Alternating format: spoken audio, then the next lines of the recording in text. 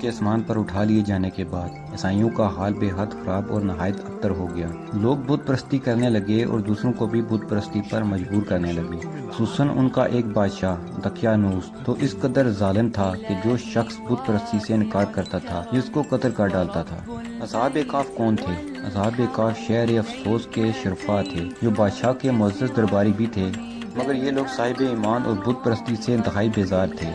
دقیانوس کے ظلم و جبر سے پریشان ہو کر یہ لوگ اپنا ایمان بچانے کے لیے اس کے دربار سے بھاگ نکلے اور قریب کے پہاڑ میں ایک غار کے اندر پناہ گزین ہوئے اور سو گئے۔ 300 برس سے زیادہ عرصے تک اسی حال میں سوتے رہ گئے۔ دقیانوس نے جب ان لوگوں کو تلاش کرایا اور اس کو معلوم ہوا کہ یہ لوگ غار کے اندر ہیں تو وہ بے حد ناراض ہوا اور فرط غیظ و غضب میں یہ حکم دے دیا کہ غار کو ایک سنگین دیوار اٹھا کر بند کر دیا جائے تاکہ یہ لوگ اسی میں رہ کر مر جائیں اور وہی غار ان لوگوں کی قبر بن جائے۔ مگر دقیانوس نے جس شخص کے یہ کام کیا تھا وہ بہت ہی نیک دل اور صاحب ایمان آدمی تھا۔ اس نے اصحاب کہف کے نام، ان کی تعداد اور ان کا پورا واقعہ ایک تختی پر کندہ کرا کر تانبے کے صندوق کے اندر رکھ کر دیوار کی بنیاد میں رکھ دیا اور اسی طرح کی ایک تختی شاہی خزانہ میں بھی محفوظ کرا دی۔ کچھ دنوں کے بعد دقیانوس بادشاہ مر گیا اور سلطنتیں بدلتی رہیں، بادشاہ آتے رہے اور جاتے رہے، یہاں تک کہ ایک نیک دل اور انصاف پرور بادشاہ جس کا نام بیدروس تھا تخت نشین ہوا، جس نے 68 سال تک بہت شان و شوکت کے ساتھ حکومت کی۔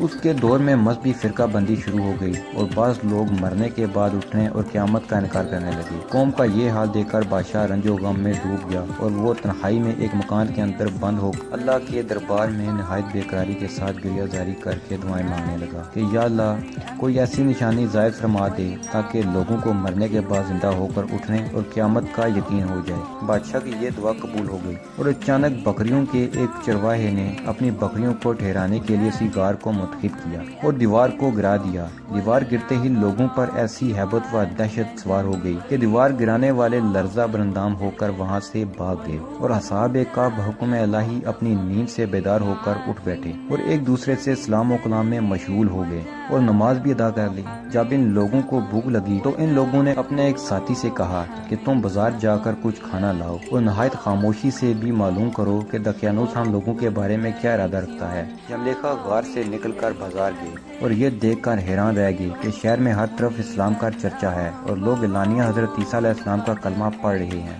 زلیخا یہ منظر دیکھ کر میں ہوئے حیرت ہو گئے کہ الہی یہ ماجرا کیا ہے کہ اس شہر میں تو ایمان و اسلام کا نام لینا بھی جرم تھا، آج یہ انقلاب کہاں سے اور کیوں کر آ گیا۔ پھر یہ کہ نان بھائی کی دکان پر کھانا لینے گئے اور دقیانوسی زمانے کا روپیہ دکاندار کو دے دیا جس کا چلن بند ہو چکا تھا، تو بلکہ کوئی اس سکہ کو دیکھنے والا بھی باقی نہیں رہ گیا تھا۔ دکاندار کو شبہ ہوا کہ شاید اس شخص کو کوئی پرانا خزانہ مل گیا ہے، چنانچہ دکاندار نے ان کو حکام کے سپرد کر دیا اور حکام نے ان سے خزانے کے بارے میں پوچھ گچھ شروع کر دی اور کہا کہ بتاؤ خزانہ کہاں ہے۔ زلیخا نے کہا کہ کوئی خزانہ نہیں ہے، یہ ہمارا ہی روپیہ ہے۔ حکام نے کہا کہ ہم کس طرح مان لیں کہ روپیہ تمہارا ہے، یہ سکہ 300 برس پرانا ہے اور برسوں گزر گئے کہ اس سکہ کا چلن بند ہو گیا اور تم اب بھی جوان ہو، لہذا صاف صاف بتاؤ کہ معاملہ کیا ہے۔ یہ سن کر زلیخا نے کہا کہ تم لوگ یہ بتاؤ کہ دقیانوس بادشاہ کا کیا حال ہے۔ حکام نے کہا کہ آج روئے زمین پر اس نام کا کوئی بادشاہ نہیں ہے، ہاں سینکڑوں برس گزرے کہ اس نام کا ایک ہی بادشاہ گزرا ہے جو بت پرست تھا۔